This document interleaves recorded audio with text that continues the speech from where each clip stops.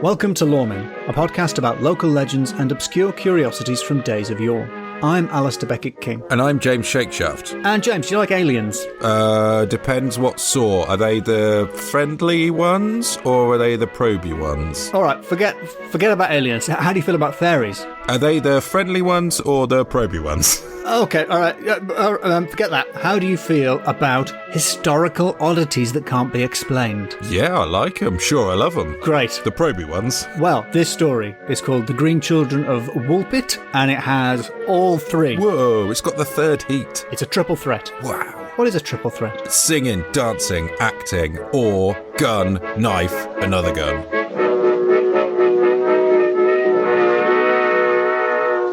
Hello to you, James Shakeshaft. Hello, Alasdair Beckett-King. Sorry, have I just caught you there? Have I just blundered in on you? I started daydreaming and then I was roused from that reverie. Love to rouse a guy from a reverie. Very nice. I've got a Suffolk tale for you today. Suffolk? Yes, Suffolk.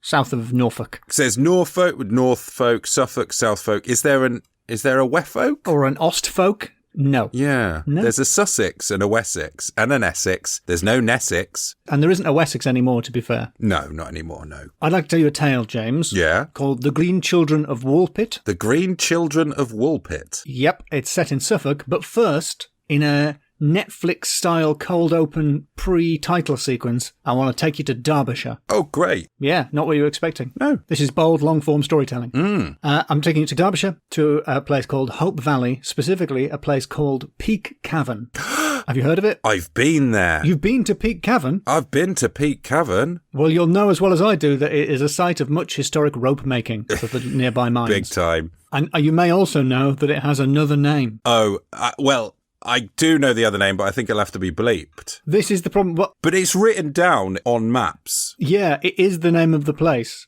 So the other name of Peak Cavern is the Devil's.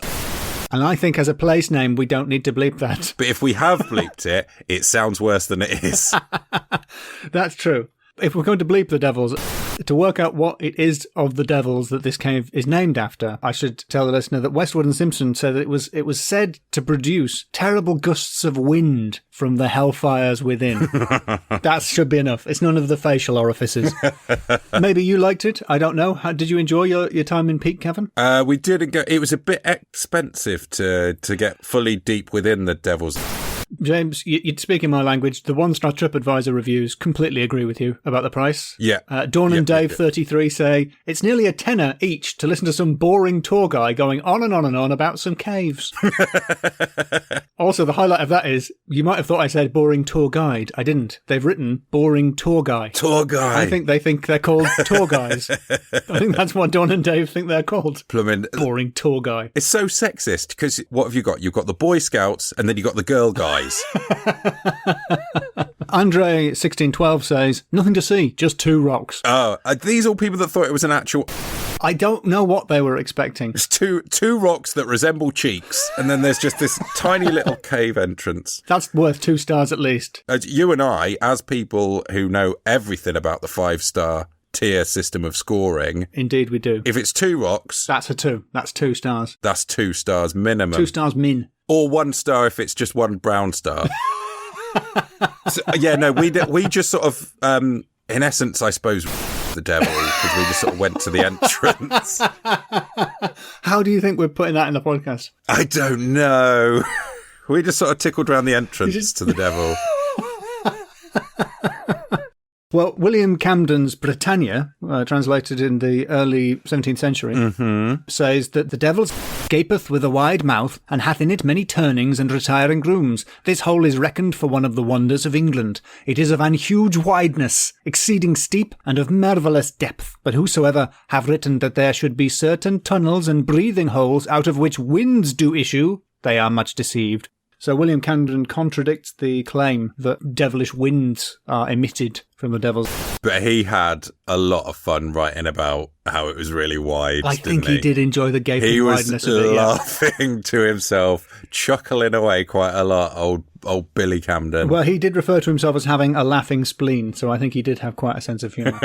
I can't remember who I was talking to, but I was talking to someone about the Devil's, and they said that I think it was their mum or dad, attended choral recitals in the Devil's. You can fit a whole choir in there. Wow. So Camden repeats, in reference to Pete Cavern, he repeats a 13th century tale recorded by Gervase of Tilbury, which tells of a shepherd, not actually a shepherd, he was a swineherd, but they call him a shepherd for some reason, who lost his pigs one winter, and they ran off into the Devil's. You had one job. There are absolutely no stories about shepherds where they don't at some point lose or allow to die the sheep. The best kind of shepherd is one that never has a story told about it. The best shepherds are the ones you never hear about. If I do my job, nobody notices. That's an accent that no shepherd has ever had. Right. A couple of weeks ago, we were a little bit worried about animals flying out of bums. So now we've got a story about there's a whole herd of pigs going into a bum. Yep. That's because we run the full gamut of folklore. From things coming out of bums to things going into bums. So the pigs made their way through the caves with the shepherd following, and he emerged from it into a very wide and large country with riverets and brooks running here and there through it, and huge pools of dead and standing water. Says Camden. Tilbury called it the land of the Antipodes, and the strange thing about this place is that it was summer there, whereas it had been winter back in Derbyshire. The shepherd finds his sows and piglets suckling, I think, under a thorn tree, and the lord of the land, who was just there, says, you want to take those back, mate? I'm giving an Australian accent because it's referred to as being the Antipodes. Yeah, and it was summer when it was winter, so it all checks out. Exactly. So the lord of the land says, watcha, spotted your pigs, popped them here, in case you wanted them. Mate. Oh, fair go. Hey, mate, you lost a pig, have you? Your lucky day. You want to keep a closer eye on your pigs there, mate. And just like the president in The Simpsons, he was just standing like in the next field. The Prime Minister. You want to keep a tighter rein on your swine. So he took his pigs back, and when he returned to Derby, it was winter time again.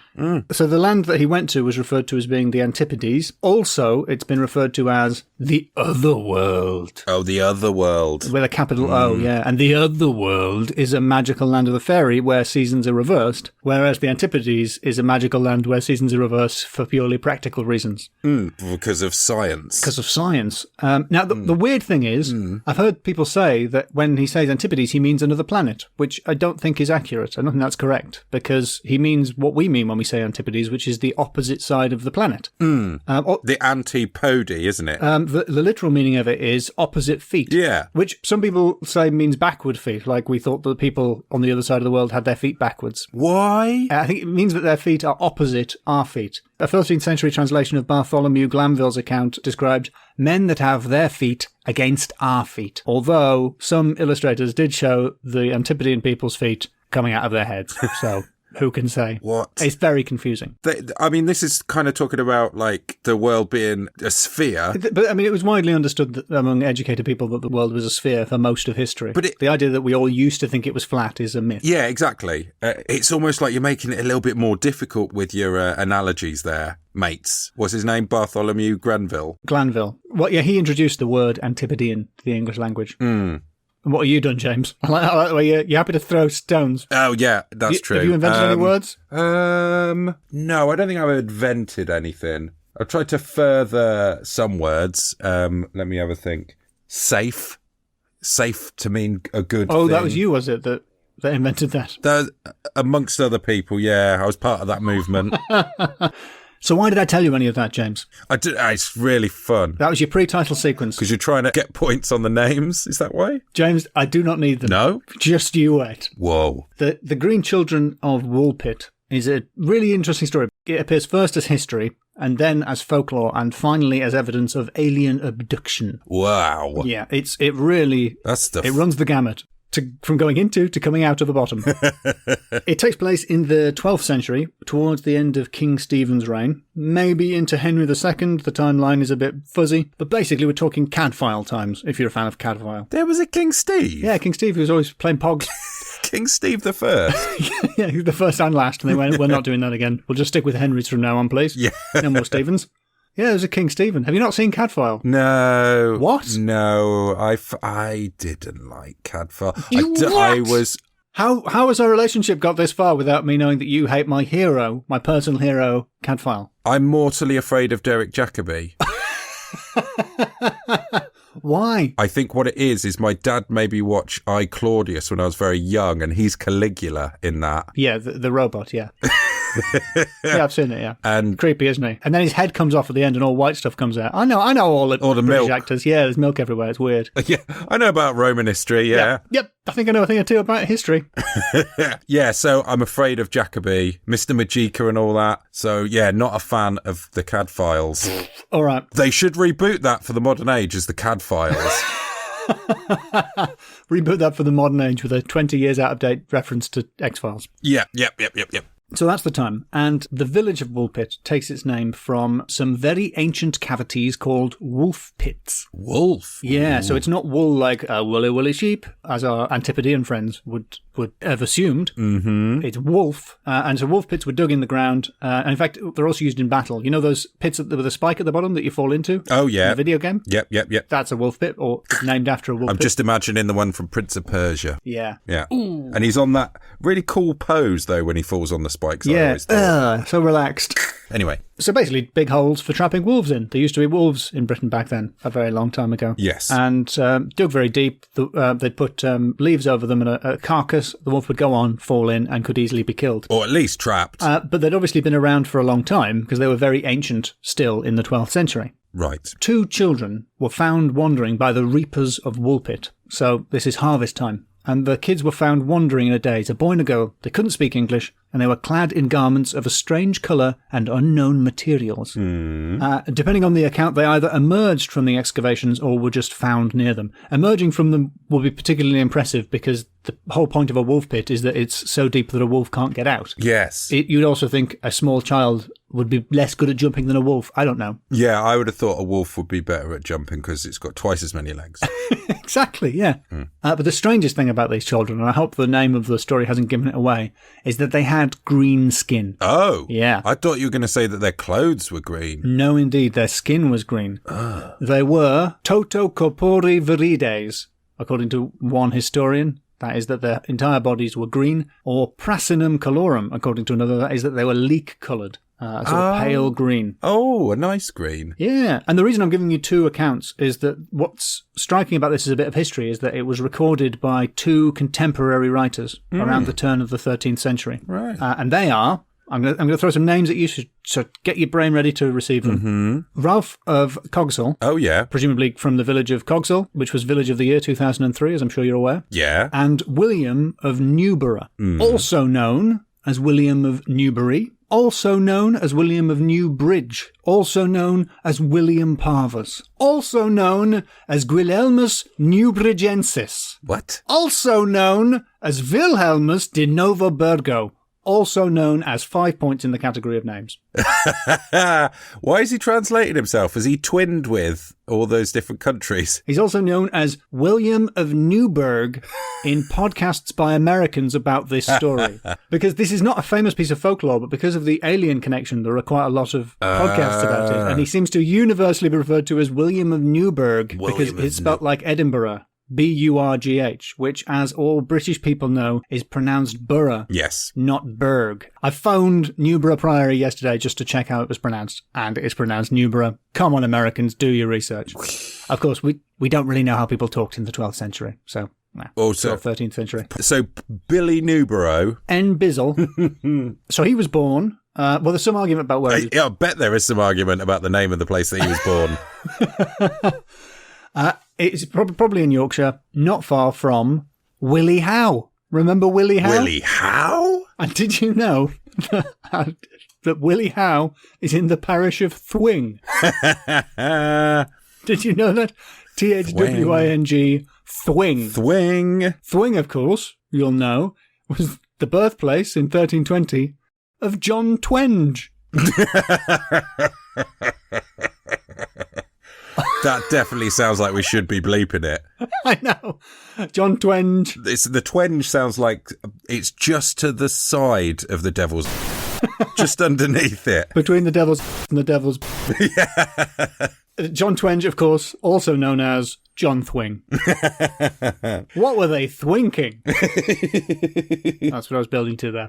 Nice. That's just to give you a bit of background on William of Newburgh. The important thing about both of these guys is that they were pretty serious historians, and I'm going to read a mid-19th century translation of some of their story to you. So Ralph of Coggeshall tells the story of what happened to the children according to them. They came to a certain cavern, on entering which they heard a delightful sound of bells, ravished by whose sweetness they went for a long time wandering on through the cavern until they came to its mouth. When they came out of it, they were struck senseless by the excessive light of the sun and the unusual temperature of the air, and they lay thus for a long time. According to Ralph, that's how they were found by the reapers, who took them in, and they took them to a knight called Sir Richard de Calne, who adopted them. But they couldn't feed them because the kids rejected all food until they saw someone bringing in beans that were still on stalks, and they were very excited. They grabbed a hold of them, and they tried to cut open the stalks of the beans to look for beans inside, and they couldn't find any. Until they were shown how you pop open the pods. Like when you take someone to a Japanese restaurant for the first time. Exactly. And they haven't seen edamame beans before. And Ralph says they opened the pods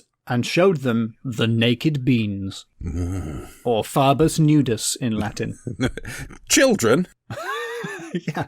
And they ate those beans, and gradually, after getting used to our food, they lost their green colour and started to look like normal humans. And they also learned to speak English. According to Coggeshall, being frequently asked about the people of her country, the girl asserted that the inhabitants and all they had in that country were of a green colour. They told people that the country they came from was called St. Martin's Land, which has variously been identified with the Antipodes and outer space and the Otherworld.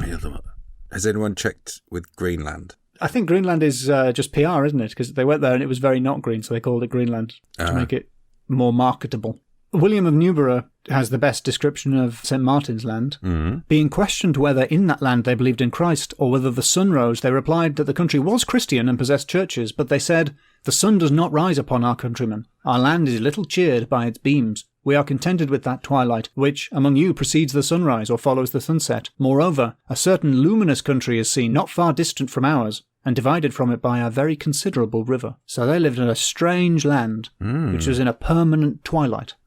So they regained their pink, ruddy complexion, thanks to eating our food, and some people take that as evidence that they were fairies, because famously fairies are forbidden from eating mortal food, and vice versa, lest we end up trapped in the other world, or lest the fairies end up trapped here. It turns out quite sadly for the kids, because the boy dies shortly after being baptised, but the girl grew up and was allegedly a bit of a top lad, bit of a player, and but eventually settled down and got married. So most people have concluded that they were humans rather than fairies, or indeed aliens. Right. Did she have any kids? She may have. There may be people who are descended from one of the Green Children. Well, at least one person thinks that she grew up to be called Agnes and thinks they've traced her marriage. Really? To someone in... apparently she married someone in what was then called Lynn, and is now King's Lynn. So someone in Norfolk, it's probably related. And we know how things are in Norfolk. The genes probably haven't gone that far. Yeah. It's probably related to Agnes, one of the Green Children. Oh. And I've emphasised this is serious history because although Coggeshall and Newburgh both do include outlandish stories in their texts, those are things that people would have found plausible at the time. Coggeshall tells the story of two great hollow stones that were cracked open. One of them revealed a brace of greyhounds. And what I want you to guess, what do you think was in the other one? I'll give you a clue. It's an animal and a piece of jewellery. Oh, an orangutan with a nice anklet. No, it was a frog wearing a necklace, but good try. I wasn't that far wrong. You were quite close. You were quite close. No, I don't actually know if it was wearing the necklace, but it was a frog and a necklace. Frog and a necklace. Frog in a choker. That'd be the worst bit of jewellery for a frog. They're all neck. That's their thing. Yeah. Newburgh also tells a story about someone who heard a party going on inside Willie Howe and found a door in the side of it and went in there to find fairies having a party.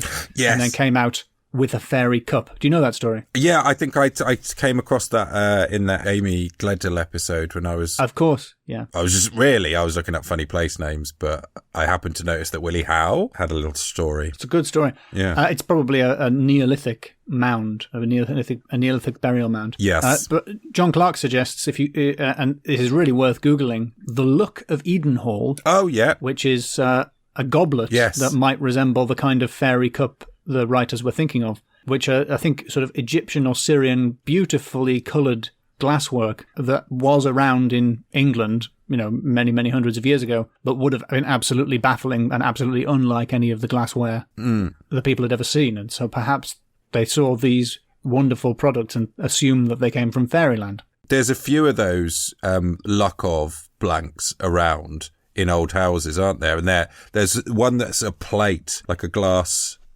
very fancy glass plate, and one that's a goblet, and it is really like there's all like legends to do with it, and it seems like it's a bit like your mum being like, that's the best, those are the best cups, do not touch them. And then just going, because they're made by fairies and fairies will get you if you break them, and then that's become the truth. This story was not really told as a piece of folklore as far as I can tell. It wasn't really part of the oral tradition like most of our folk tales we talk about were. It was a piece of history until people started to write about it. So in 1638, there's Francis Godwin's The Strange Voyage and Adventures of Domingo Gonzalez to the World in the Moon. That is nice. Which is an English language translation about the crazy things they get up to on the moon. But one of the things they do is when they have children who are like to be of a wicked and debauched humour, they send them, I know not by what means, into the earth and change them for other children. So he comes up with a sort of sci-fi explanation for the changeling myth, specifically referencing the history of Newburghensis, specifically referencing this story as his inspiration for that idea. I would guess catapult. And so because of that, people think this could be the very beginning, the very seed from which the story of Little Green Men from Mars grows. Oh. Other people speculate that these were human abductees by aliens, dyed green by the strange victuals they'd been living on in space, and finally returned. Like that family that only ate tomato soup and turned orange. Yeah, or that kid who had too much Sunny Delight. Yes. St. Martin's Land, a.k.a. the Antipodes, a.k.a. the Otherworld. I thought a bit of information about St. Martin. Yeah, what's he the saint He's the patron saint of geese. Of course. How did Domingo Gonzalez get to the moon? Big flock of geese.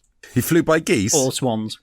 It's not quite clear. St. Martin, I didn't know about St. Martin of Tours. His thing is he saw a freezing beggar and he felt sorry for him, so he cut his cloak in two and he gave half of it to the beggar. And then later he had a dream that beggar was Jesus, which is not really a miracle. No. It's more of a dream, is what that was. Yeah. How do you go from that to being this patron saint of geese? That's a big career job. It's more of a brag that people didn't really go for, so he beefed it up later on. Yeah, I give it to the beggar. People are like, we're not bothered.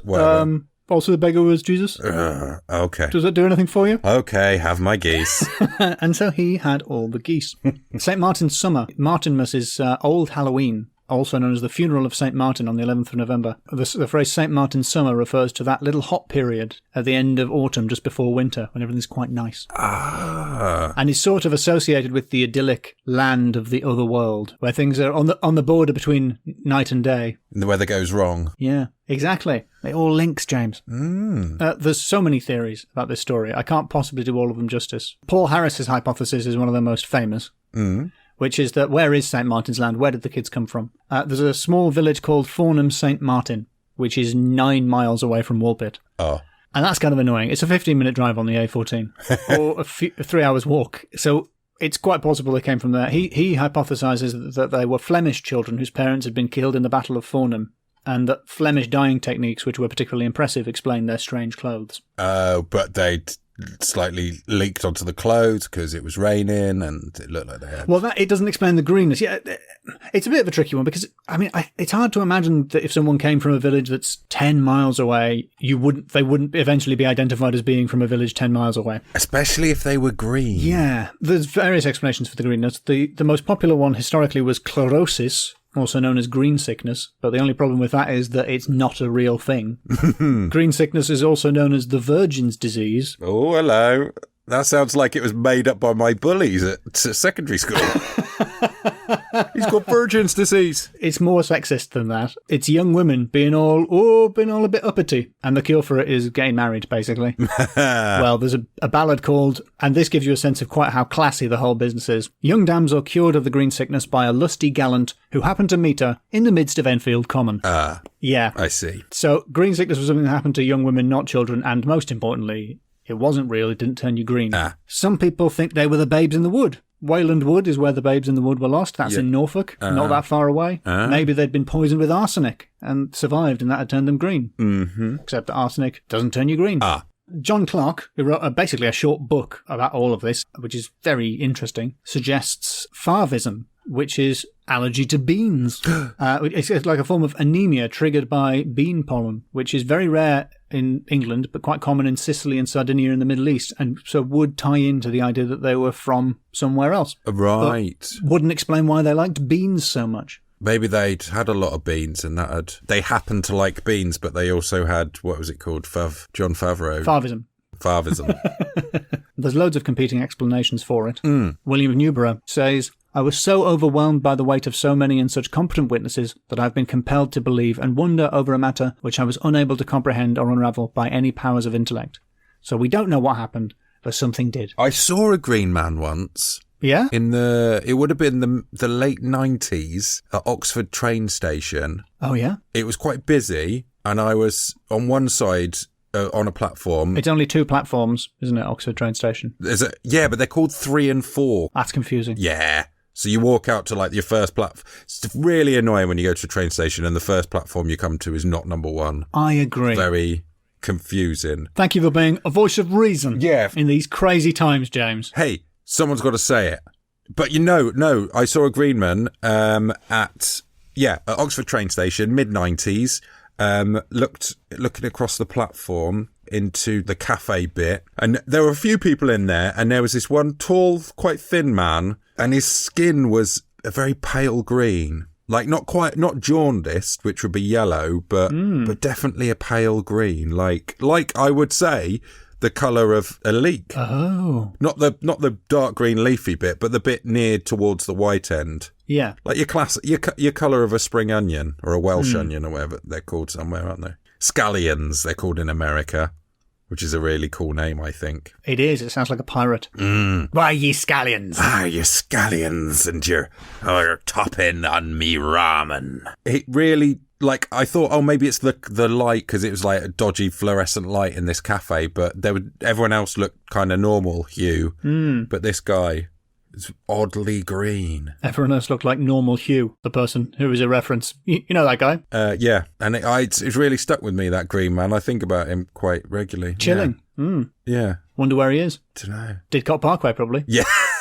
Yes. Yeah. Just knocking around Bicester Village. I remember being stuck for ages in Didcot Parkway. It's on what used to be called, probably isn't now, the Great Western Line. Everything around it has been knocked down, but there used to be a large building there, an old Victorian warehouse with a sign saying, Home of the Great Western Society. I remember looking at it and thinking, it really is hard to see what Al-Qaeda hate about it so much.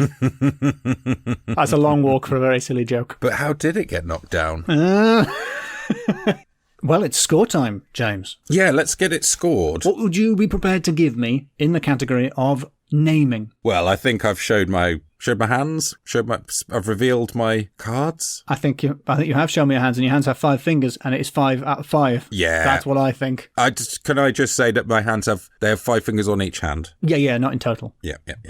I mean, Newbridgensis. What a name. That's a bit. Domingo Gonzalez. That's great. The devil's tour guys. Hey, tour guys. Oh, what do they think about blind people with their guide dogs? Got to be a big laugh around Dawn and Dave's house. Oh, I hope they listen. Tour guys. 5 out of 5 for names. I'll take that. Category the second is supernatural. Right then. Aliens, dimensional travel, fairies, a magic cup, Australians. It's pretty... It is all... so many fantastical creatures. Unbelievable. Yeah. You're sounding sceptical because there wasn't a ghost. That's what's happening here. Yeah, I am sceptical because there wasn't a ghost. A giant hollow rock with 2 dogs in it and a frog and a necklace. A frog and a necklace, frog and a necklace. Over in the other rock. It's like a giant Kinder Egg made of stone is what that is. It does sound like the latest craze. Rocks. Hollow rocks. What have you got? A couple of racing dogs? Or a frog and a necklace for the lady? Come on, that's magical. Yeah, that is pretty magical. There's no... A fairy cup. A fairy cup. But we've already established that is just from a different country. Yeah, all right. That's just foreign. I like the Twilight Land. Yeah, St. Martin's Land. With a glowing city nearby, like Oz or something.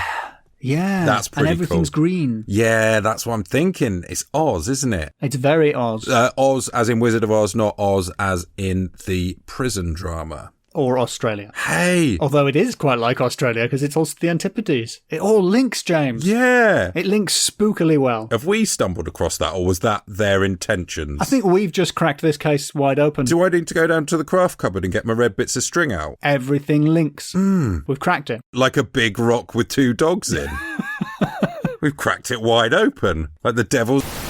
This thing's been blown wide open. What have you got for me then, James? Have you got a pitiful pair of greyhounds, or have you got one I prize most highly, a frog wearing a necklace, aka 5 out of 5? Yeah, okay, yeah, it's 5 out. I'm reeling from our own Sherlock Holmesingness. Yeah. On this case, and it doesn't matter what the category is. It's 5 out of 5. I'm on a high. Yeah, I don't think I've ever got 5 out of 5 in a supernatural category without a ghost. Not for supernatural. No, because you never pick a darn ghost. You never pick a damn ghost, mate. You think Australians are supernatural enough. My next category, which ties in, Summer happened. Summer happened, mate. Summer happened. Summer definitely happens. Happened. Summer happened. But, these guys were from Yorkshire, so that's how they would have said it, probably. Summer happened.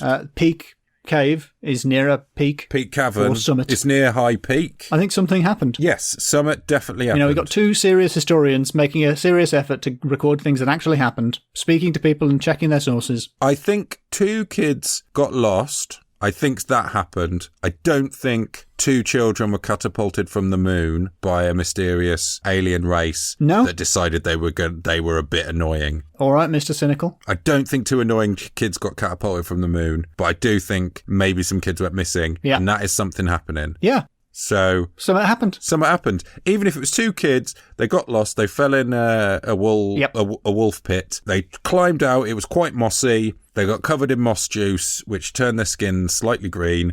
They might have been wearing shell suits. Maybe the shell suits thing is that's a red herring. Or those colour change jumpers that we had in the 90s. Global hypercolour. Global hypercolour, that's the one. My mate had global hypercolour shorts. Yeah, that's... You don't want that. There's going to be some concentration in the crotchal zone. Just sort of went yellow over his twenge.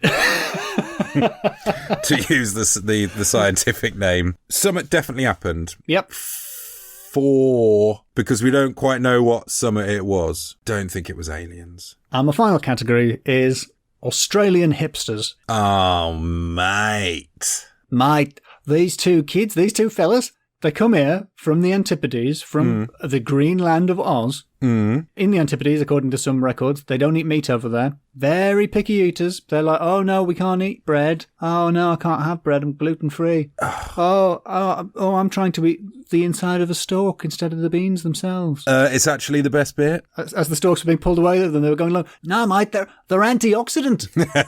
Couple of little vegan hipsters from Australia. My dinner is cruelty-free. Like my strange clothes, probably like a hemp shorts. Yes. And I'm now just describing clothes I own.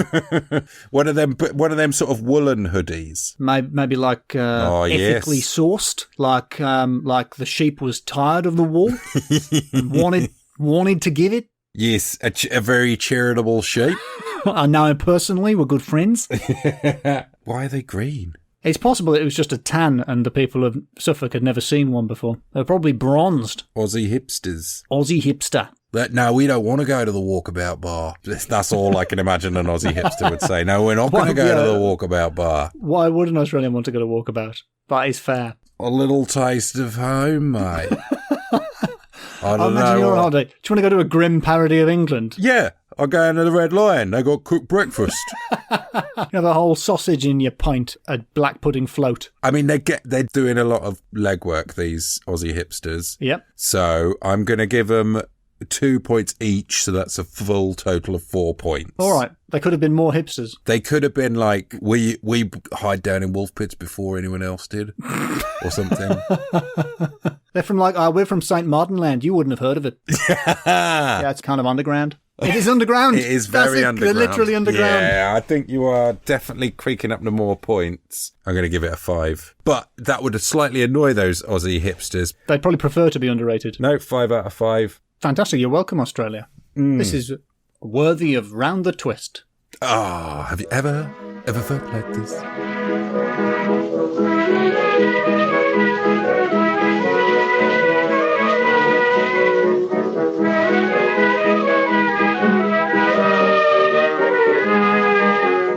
You've been listening to Loremen with me, Alasdair Beckett-King. And me, James Shakeshaft. And next week we've got a live episode for you on Thursday the 29th of October. 2020.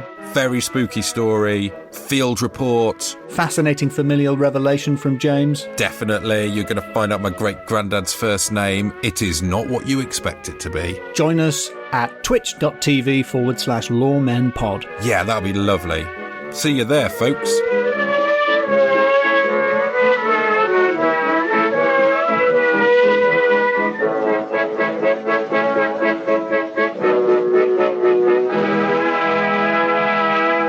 Welcome to Loremen, a podcast about local legends and obscure curiosities from days of yore. I'm Alasdair Beckett-King. And I'm James Shakeshaft. And in this episode, I always get to this point and then realise I haven't planned what I'm going to say. Every single time. I just can't do it. I always am surprised. It's always, he must have had a little think about what he's going to say. He's not stopping to think about it. No, just launching right into it. You're very good at pausing while you're talking. You, however, very staccato in your speech. It's very easy to edit. I am staccato in my speech, aren't I? I've noticed that. From an edit point of view, it's like, oh, there's a gap between each noise. Like a simple little robot. Every word enunciated separately. I am good at talking. I just recorded all the different phonetic sounds. We can assemble any story we want from those, from the bank. Yes. From a library of noises. I think it would be easier to do that for you, though, because everyone would just be like, and the cupboard opened containing dust. Yeah, dust. You'd wear out the tape on dust. And it crumbled into dust. Dust. Dust. It must be dust.